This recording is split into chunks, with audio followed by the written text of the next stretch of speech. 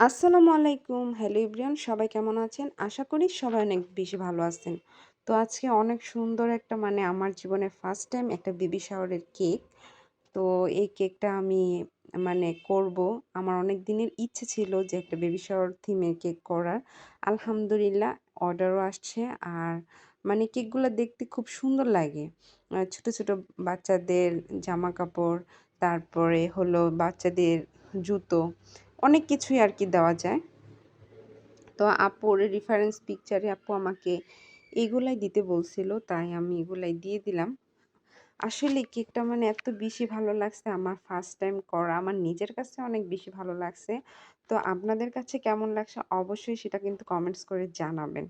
কারণ একটা কেক বানাতে মাশাআল্লাহ যে পরিমাণ ধৈর্যের প্রয়োজন হয়, আর এই ফন্ডেটের টুকিটাকি কাজগুলো করতে গেলেও অনেক বেশি সময় লাগে। ফন্ডেটের কাজগুলো করতে অনেক টাইমের ব্যাপার।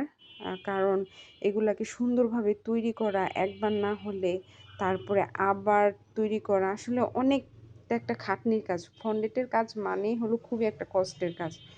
তবুও আলহামদুলিল্লাহ আ কেকের কেক যদি তৈরি করার পরে যদি সেটার কাছ থেকে ফিডব্যাক ভালো পাওয়া যায়, তখন কিন্তু কষ্ট আর কষ্ট মনে হয় না।